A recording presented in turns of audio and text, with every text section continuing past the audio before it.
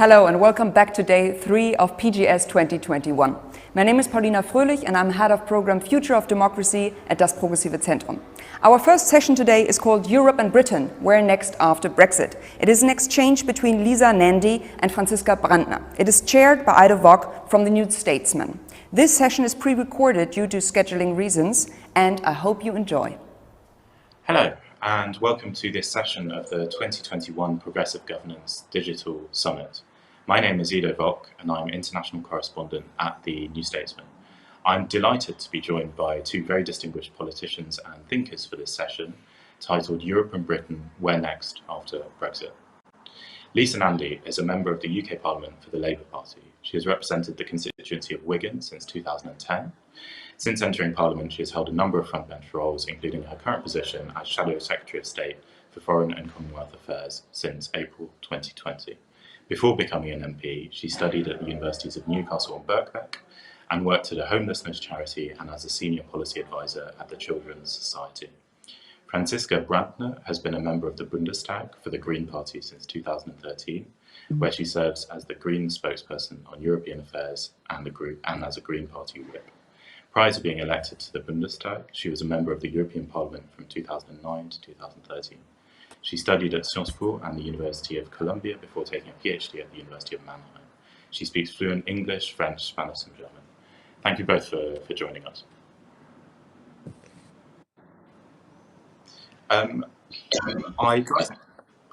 I'd like to start by asking both of you about the biggest agenda in international affairs this week, which is obviously the G7. The G7 agenda this weekend is scheduled to cover the economic recovery from COVID-19, the green transition and championing shared values. What else should be on the agenda in your view? Lisa, do you want to start? Thanks very much for hosting us today, and I'm really looking forward to the discussion. It comes at exactly the right moment, as you said, as G7 leaders are arriving in Carbis Bay for what I think is the most important G7 summit in a generation. It's not just that we're in the middle of a global pandemic and that we're 6 months away from COP26, where we've got a chance to set the world on a path to net zero and absolutely have to deliver that, or the environmental and economic fallout will be immense. It's also that we're coming into this in the context of having seen the rise in populism, scapegoating of migrants, democracies under attack from authoritarian governments. And something that's very close to my heart, democracy is very much under attack as well, because of the weakening, the loosening of consent for what we do at global level in those democracies themselves. We saw that very much in the United States during the Trump era, but we've also seen that here in Britain as well, with the vote to leave the European Union, a feeling that was driven in no small part by people feeling that governments at both global and domestic level just weren't delivering on the reality of people's lives. So I think that this has got to be the moment when, after 11 years, Britain as the host starts to step forward and build alliances again. And the meeting that is taking place with Joe Biden, the bilateral meeting, will be very important to that, but so too is restoring a relationship, a good, strong relationship with the European Union after years of needless antagonism. And there are three things that I think Boris Johnson really needs to make a priority of this summit: vaccinating the world by the end of next year. We've got a vague aspiration to do so, but we need a concrete plan. This matters to the world, but it also matters to Britain because, as the IMF has said, this represents the biggest return on investment in modern history. The economic fallout from the failure to vaccinate the world will be enormous. The second thing is to press for a global minimum corporation tax at a rate of 21%, which is originally what Joe Biden had proposed. That would stop the race to the bottom in countries across the world, including Britain. But it would also provide the UK with $13.5 billion a year that we could spend in places, in parts of the country that have seen economic decline for the last 40 years. Those areas where the vote to leave the European Union was strongest, because people could see rightly that the system wasn't delivering. And finally, we need to see tangible progress and commitments on climate change. And I won't say too much about that, because there's someone who's far more expert than me on the panel about it. But there are big reasons to do this. The environmental catastrophe is obviously the biggest challenge that we face globally, but we've also got an economic crisis coming down the track if we don't deal with large parts of the world economy that are invested in fossil fuels. And we've got a national security issue as well. China is investing big in clean energy, and that is not just about reducing their reliance on the United States for energy, it's about increasing the rest of the world's reliance on China for energy security. And so we've got to start stepping up and leading by example here in the United Kingdom. Germany has pledged 36 billion for investment in green stimulus. France has pledged 27 billion. The US, of course, has got this $2 trillion green stimulus plan, whereas here in the UK, as the co-hosts of COP26, we've only come up with 5 billion. There are 1.7 million green jobs resting on this, and these would be jobs that would be created in places like Grimsby, in Hull, all of those places that Boris Johnson promised to level up at the last election. So this is the moment when he has to step forward and show that global Britain means something, but so too does the levelling up agenda that he made big promises about at the last general election. Thank you very much. Francisca, what should the G7 focus on this week? I think that Lisa already mentioned and put out the important points. The climate protection, the transformation agenda, combined with digital, I think is really key. That if we don't use this getting out of the corona pandemic to really set up our economies on a road to a climate neutral economy, we've really lost the momentum. And I think it's as much about the climate as about our economic competitivity in the future. Seriously, Lisa just put out the figures. I'm like, if we don't manage to get it right now, we will just lose out as Europeans and as the West. So I hope that we will get more attention there. We have the critical issues when it comes to how do we transform our industry, steel industry, etc. We have the idea of border adjustment mechanisms from the US, from the European side. I hope we will find joint mechanisms. We could create and start having a climate club, extending this afterwards to other countries and regions of the world. But I think this would be important so that climate protection doesn't lead to trade protectionism, but we need to find a mechanism so that our transformation of our industries doesn't lead to importing dirty products, which doesn't help the climate at all. So I think that would be something important, to set a framework where we can combine, fair trade and climate protection. So that's number one. I think it's a debate in the US, in Europe, in the UK, and I think it should be a joint one. Second point, and there I would like to echo Lisa, is really the defense of our liberal democracies. They are under attack from inside and outside. Lisa, you said it correctly. And I think, one debate is really how do we regulate the social platforms we are all using in order to make sure that they do not contribute to a polarized society, which is nothing good for our democracies. And in that sense, I think there should also be joint debate among the G7 actors. We really have a joint interest there. And, I think we have the interference from outside, where we should be very clear together as well. We have upcoming elections in Germany. We have strong signals of interference from outside in the social media realm, which I find very worrying. And I think, this is really something where we should act together and get better to protect our democracies.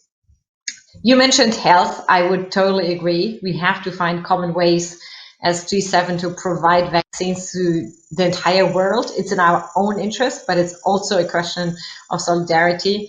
And that we don't leave this to China, really. I think it would be a big mistake. I think the US President Biden came up with the waivers, which can be part of the answer, but it certainly must be on the table that the US, also the UK, has still export bans on some of the, products leading up to the vaccines. And I wish that there would be a more frank debate about those export restrictions, and that they must really fall, and they are detrimental. And it's high time to lift them. And I can echo what Lisa said on the tax, the 21% instead of the 15. If we want to keep our states really able to provide the services to our citizens they need, education, health, transport infrastructure, etc., digital infrastructure, we need to have the finances to provide the services. And therefore, it is key to have this global setup at a level that is fair. 15%, in our opinion, is too low. We should all fight for the 21. And at least if we have to secure we get to the 15. It's not even, set in stone. And then I have a plea to the UK, of course, I have to say it, that I really wish that the UK would come back to a more, less conflictual approach and cooperation with the EU, that we would get clear signals that the UK keeps treaties it has signed, that it will implement the treaties it has just recently signed up for, and that the UK could re-accept that the EU as such exists in foreign policy. It would make things just so much more easier. And for me, it seems such an ideological, unacceptable point in these days when you look how the world is shaking and that the challenges are so big, and that the UK and the EU are battling over the question if the EU actually exists and is a foreign policy actor.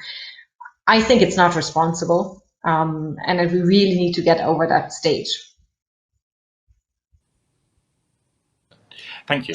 I'd like to riff off that question and ask you, Franziska, what would a green foreign policy for the next German government look like?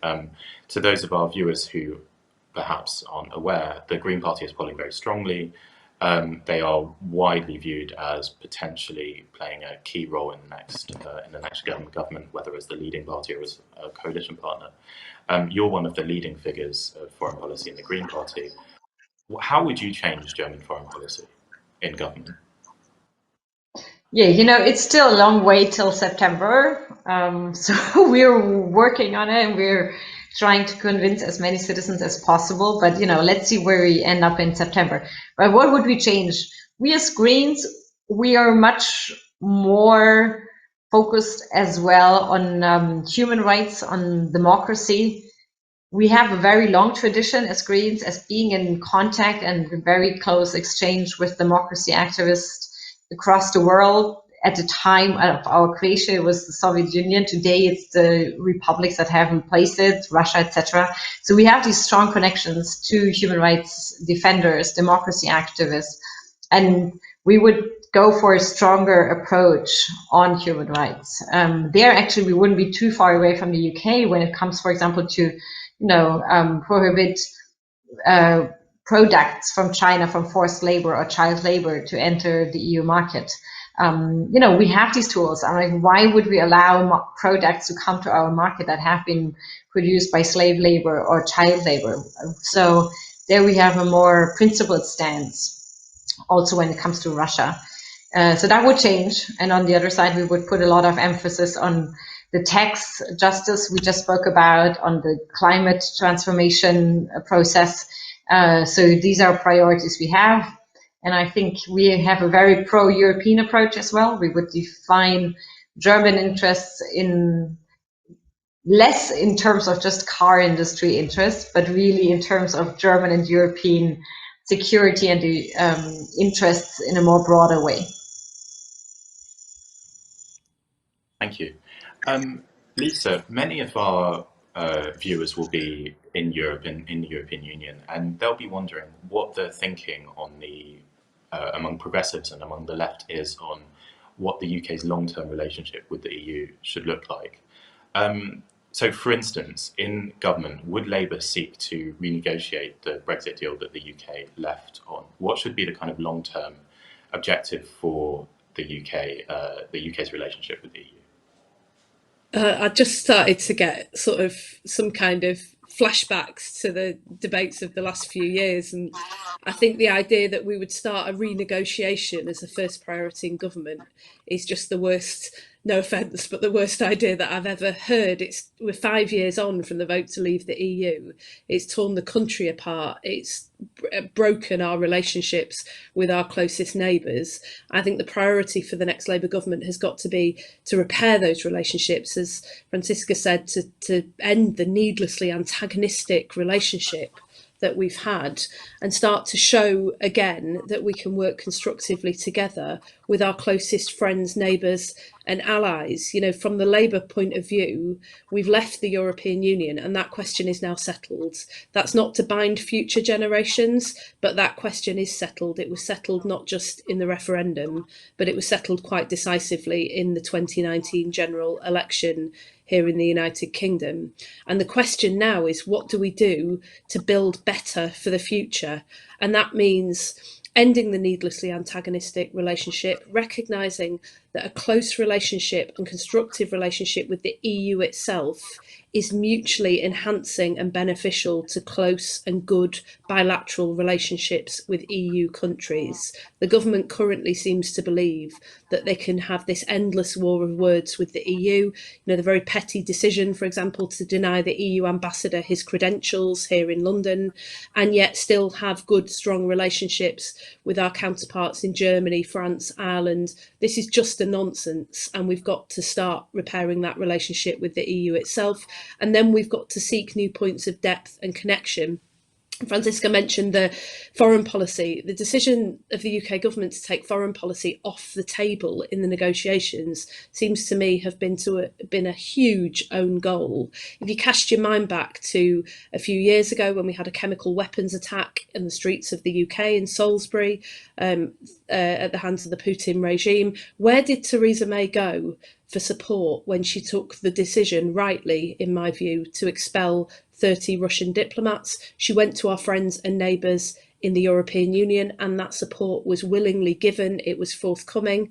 We have to speak with one voice on these matters. We're out of the EU, but our future lies with Europe. And so we want to use the withdrawal agreement and the very thin agreement that was reached as the floor, not the ceiling of what can be achieved, because without a floor, you're in serious trouble. We need something to build on. So we backed the Brexit deal as a way to move the country and that relationship forwards. But now we've got serious work to do on all of the priorities that we've just outlined, particularly tax cooperation and getting that investment back into our own communities and our public services, on the climate crisis. I was really struck recently when John Kerry came over to meet with EU counterparts to discuss the agenda for COP26. We're co-hosting that summit with the Italian government in 6 months' time, but the UK wasn't even in the room in those discussions. So we have to find a mechanism through which we can be part of those discussions, through which we can cooperate on those great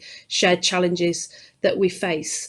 And it starts with Northern Ireland. It starts with ending this situation that the Prime Minister personally has got us into by making promises that he knew full well could not be kept, and then threatening to break up international agreements and refusing to show the goodwill and the creativity in order to resolve what is a very, very big problem for the people of Northern Ireland, for the future of the United Kingdom, and particularly for our friends over in Ireland who are bearing the brunt of much of this. That has got to be resolved, and we need to hear something from the meeting with Joe Biden and Boris Johnson that sets us off on the right foot, because unless we resolve that, it seems to me that a better relationship is just not possible, and that would be absolutely desperate for the UK's long-term interests.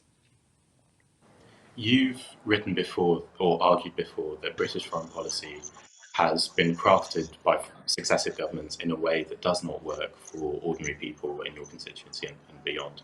How would you change foreign policy to, in your words, make it work better and in the interests of people in Wigan and also other places in the UK?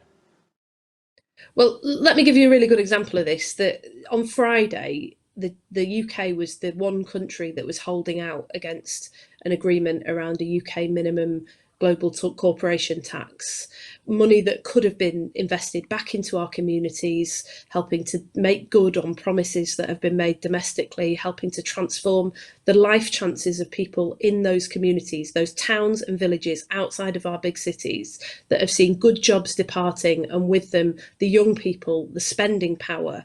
You see high streets falling apart as a consequence, bus networks cancelled, all things that really affect deeply the future and fabric of people's lives, breaking families apart, with older people now growing old hundreds of miles away from children and grandchildren, wondering what the future of their families and their communities are. And yet we got this agreement finally under pressure from the Americans and with support from the EU on Friday, and within 48 hours the Chancellor is trying to unpick that agreement in order to get an opt-out for the City of London. Now, this just says to me that what you've essentially got is a government that is on the side of those who sit in closed rooms negotiating foreign policy that benefits the wealthy and the powerful all over the world, rather than the people that he was elected to represent. And wherever I go around this country, I see that writ large, whether it's in the collapse of my local football club that was given away for a gambling debt by financiers on the other side of the world, and all of those global systems that are supposed to protect us just didn't do their job. They put fans and the community last rather than first. Or in the frequent floods that affect businesses and families all over this country, and yet we can't reach an agreement to get us to climate safety. We've seen a rise in fraud cases. These are big organised crime gangs that are targeting older people, not just here in the UK, but in Germany, in France, in the US, all over the world. These are our people who are desperately struggling with our inability to make foreign policy work for ordinary people. And we talked about the rise of China. You know, the government thinks that to solve the problems of people in places like Stockton and Hartlepool, they have to hand out small high street grants from central London, and somehow or other they've done their job. But actually, our relationship with China is far more relevant to the future of people's lives in Stockton and Hartlepool than any pork barrel high street grant that the government can come up with in Westminster. The relationship with the Chinese trade model that produces goods very cheaply that many Chinese workers can't afford to consume and floods the global market, pushing down prices, wages, living standards, and offshoring jobs here in the UK, has had desperate consequences for many people around this country, and also for people in countries like the United States. And in Germany, where I visited Cottbus a few years ago, a town just outside of Berlin, that could have been Wigan, my own constituency, where the story was very, very similar about industry departing and about young people leaving, and about people, older people particularly, who felt very, very angry about that, and the far right trying to make hay with that because nobody else was speaking for them. And it just feels to me that this is the moment where we've had a near-death experience in the United States with the election of Donald Trump, where we've absolutely got to wake up and say we're going to these big seismic global upheavals are a direct consequence of our inability to make foreign policy and domestic policy in many cases work for people across the world, and we've got to start now. Thank you. I'd like to move on to domestic affairs in both Germany and the UK. Francisco, you and Lisa both come from what can broadly be defined as kind of the progressive broad left, but from very different ideological traditions. You're a member of the Green Party, and the Green Party at the moment is ascendant, even while the SDP, the traditional centre-left party, is doing pretty badly, has done pretty badly in a few successive elections. What do you think the lessons of the Green Surge in Germany are for progressives in Europe and in the UK? Yeah, thank you for the question. Just allow me to, if I may, on what Lisa said about, making foreign policy, trade policy work for normal people. I think for me, it goes a step even further. We really have to review the role of the state in international relations, and that its role of, the slogan for many years was der schlanke Staat in German, the very slim state, and getting out of, business, etc. And I think that this really has to be reviewed, and we have to make sure that we change that and we give the state, we don't want to make it big, but we want to make it effective, and effective in terms of protecting our citizens and delivering the services we need. And I think that if you take that as a starting point, then you get to very different trade agreements. Then you have a different foreign policy. So I think the underlying question is really, what's the role of the state compared to economic actors? And that we need to rethink that and redefine it. And I think the pandemic has shown us again that we need, what's the role of a health system, etc. And I think that if you take that as a starting point, then you change your foreign policy, you change your internal domestic policy. So in a sense, Lisa, I very much agree with you that we have to really change that. Otherwise, we will lose out our democracy in the end. Yeah, I think really in the end, it's about keeping our liberal democracies alive.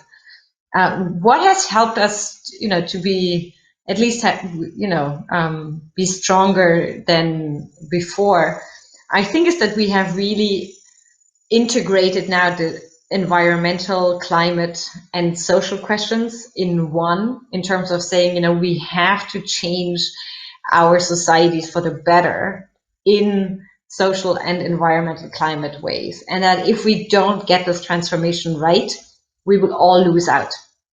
That the status quo as such is no option, because we will lose out. And that the way of transformation will be done in a way that we take everybody on board and that we make it socially just, climate justice.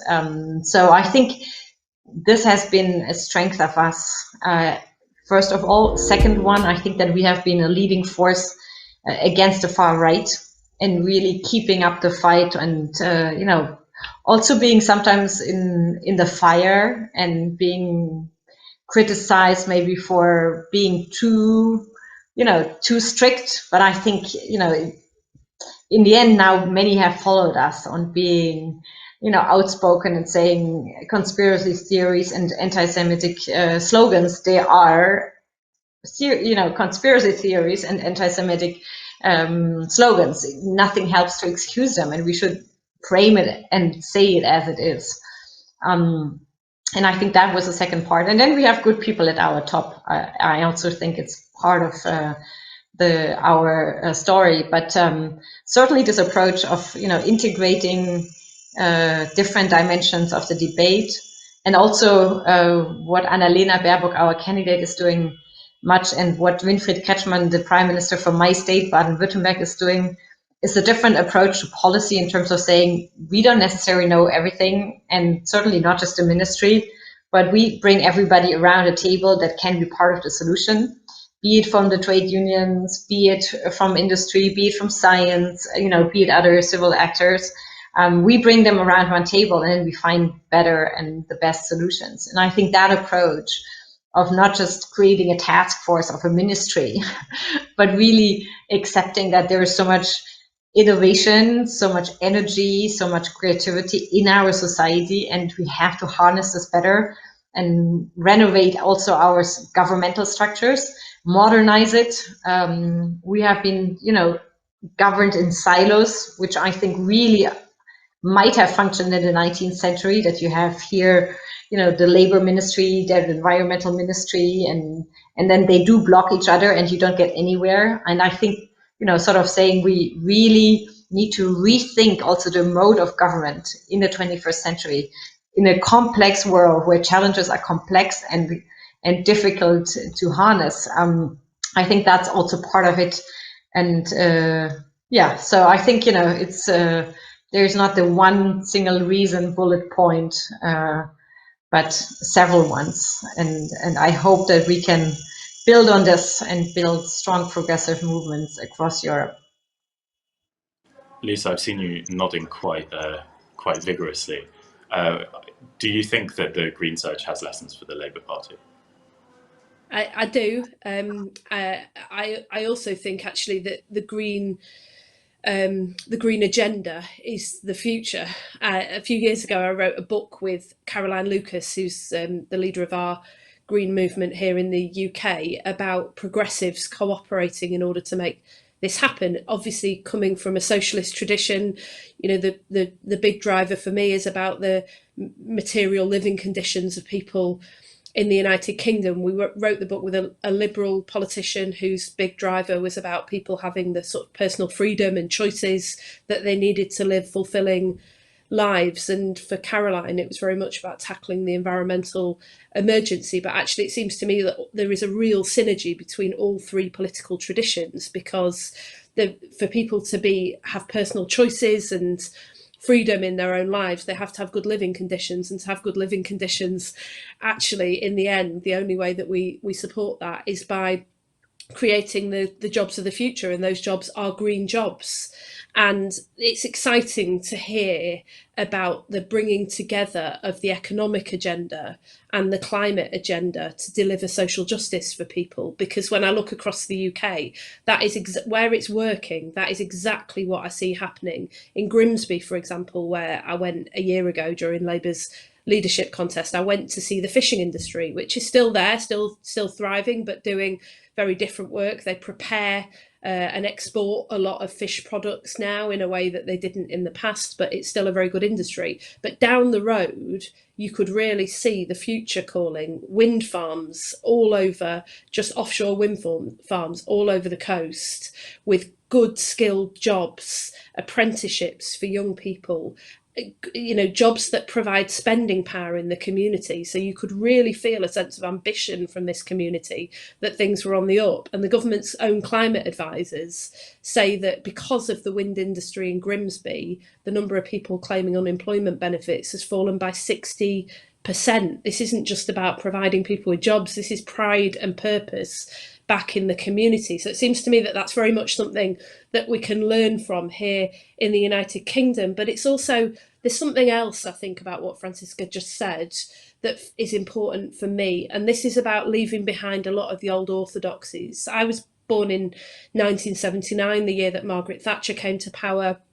And so much of what that has formed the sort of the established ground rules of politics during my lifetime, seems to me has crumbled, is just now not useful. This argument between do we tax and spend, or, you know, do we support a small state and austerity? No, we spend wisely, and we spend well in order to help people live those richer, larger, more dignified lives that they deserve to live. And, you know, do we think trade unions are the problem, or business? Well, clearly neither. They're both part of the solution. And if you look at what Mark Drakeford's doing here, leading the Welsh government, or you look at what Joe Biden's doing in the United States, they've just absolutely left that behind and said the future belongs to all of us, and we work together in order to deliver it. And it feels to me that this is the moment where the public has understood that.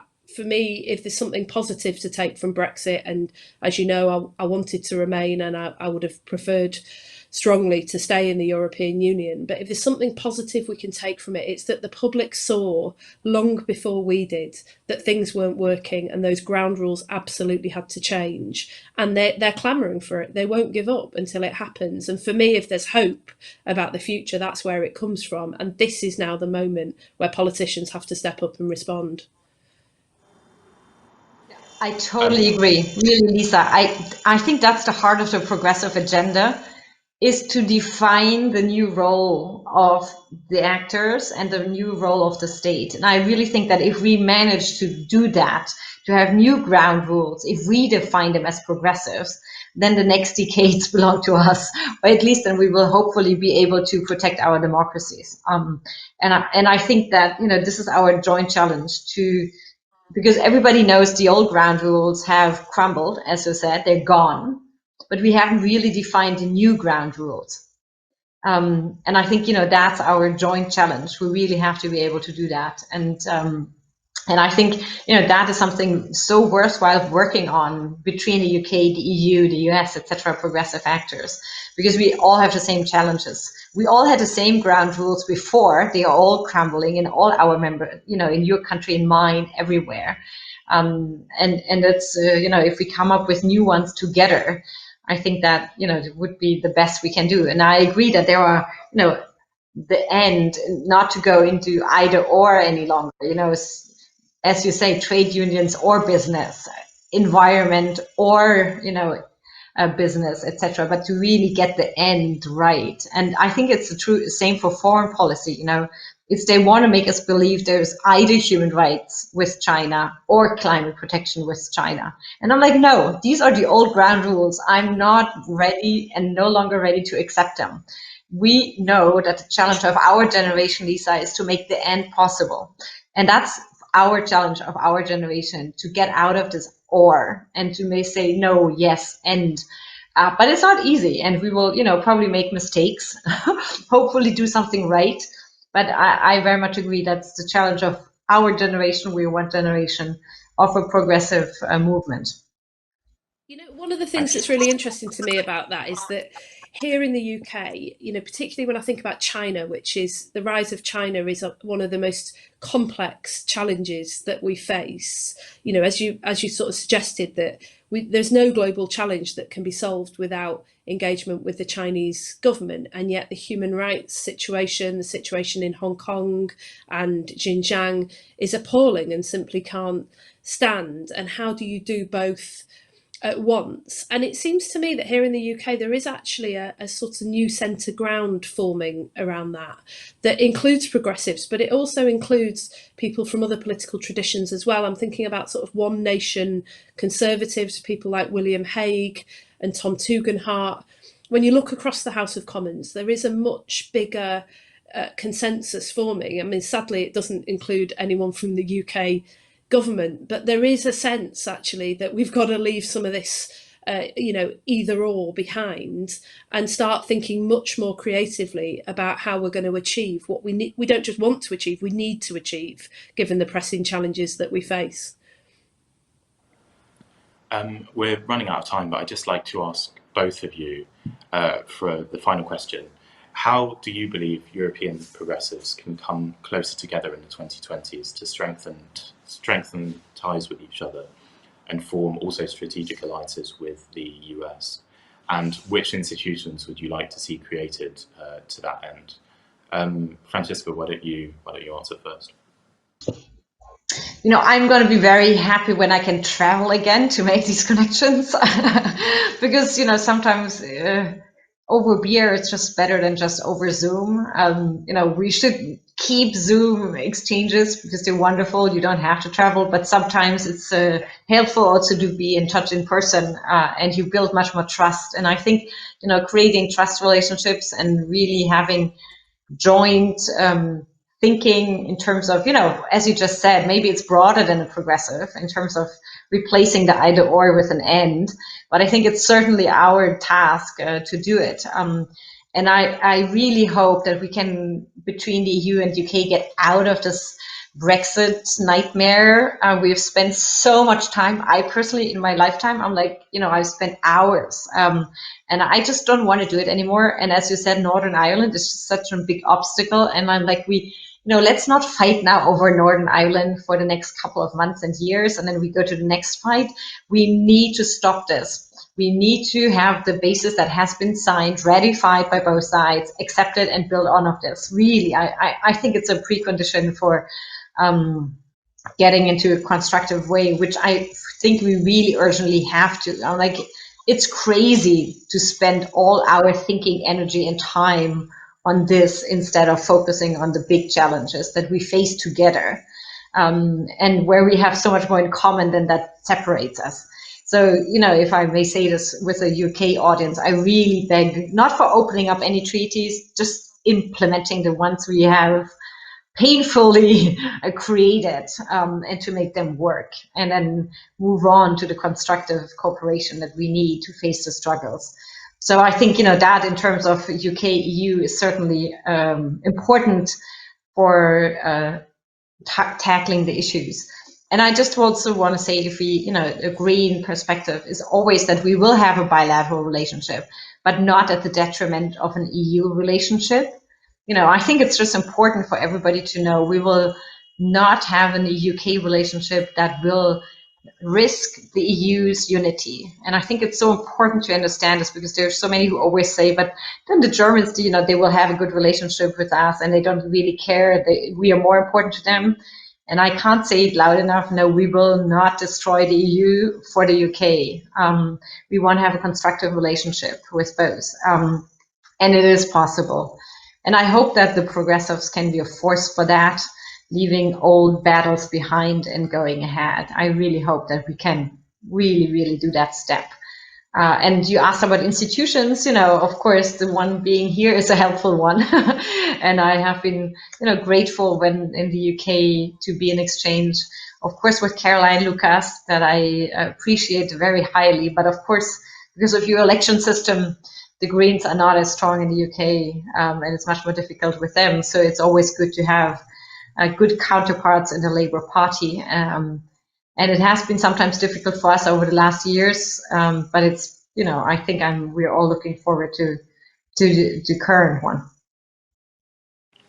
Lisa, how can UK progressives build alliances with their European counterparts? Well, I'm genuinely, the most exciting thing that's happened on this Zoom call has been the prospect of a beer with an actual human being, rather than a Zoom call, which we've all just had enough of, I think, by this point. So I'm very, very much looking forward to that. And I think just a few things that I would say about how we move forwards together. The first is that in the Labour Party, we understand and completely accept that the European identity is very, very important to our friends and allies across the EU. In a way, just as I think many have understood that in the UK, we never really, a lot of people never, some did strongly, but a lot of people never really felt that European identity. And that was one of the the challenges for those who were campaigning for Remain in the referendum. And it's one of the reasons, but not the only reason, why we see that relationship, that constructive relationship with the EU, as being absolutely central to Britain's interests and to any prospect of advancing that agenda. And so we want to seek new points of depth and connection with our EU partners together. I mentioned the John Kerry meeting where the UK wasn't even in the room while the agenda for COP26 was being discussed. I think we need to find formal mechanisms in order to remedy that.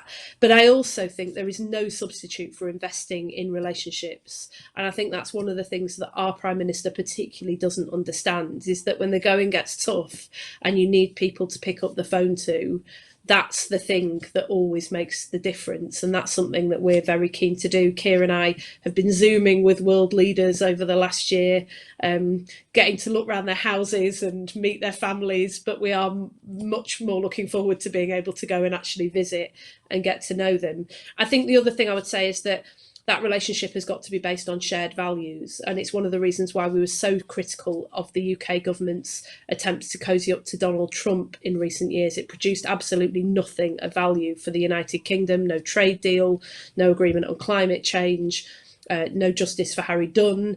From whatever angle you look at it, it didn't help the United Kingdom, but it's just not possible to build relationships with people who don't share your values to the degree and depth that we need relationships with other democratic partners. And so I absolutely agree with the point that was made about Northern Ireland, because this is an article of faith for us in the Labour Party. The Good Friday Agreement is one of the most important achievements that we've ever been involved in helping to create, and we will not stand by and see it trashed. But it's also that it has absolutely trashed and undermined Britain's reputation with the rest of the world. This is the sort of behaviour you expect from autocrats, not from democratic countries. And so the Prime Minister has got to fix that quickly. And lastly, I would just say that I think we need to spend a bit more time working together on our shared agenda. And you can see that emerging with, the tax justice issues, climate justice issues, economic redevelopment and opportunity. But you can also see it really in the debate around COVID. COVID-19 for me has shown two visions of the future. We can either become the sort of world where we see the rise in populist movements and strongman leaders, where we scapegoat migrants and close borders and raise the stakes in geopolitical tensions, as many leaders around the world has done, or we could follow the lead of those incredible scientists who cooperated through the World Health Organization, often at great personal cost in a toxic political environment. American scientists, Chinese scientists, European scientists, British scientists, who between them have already found the diagnostics, the treatments and the vaccines that have saved millions of lives. And it seems to me that that is the future. And as Francisca said, if we get this right, then the next few decades belong to us. That seems like a good note on which to end. Thank you both very much for joining us. It's been a real pleasure to talk with you. Thank you. Thank you.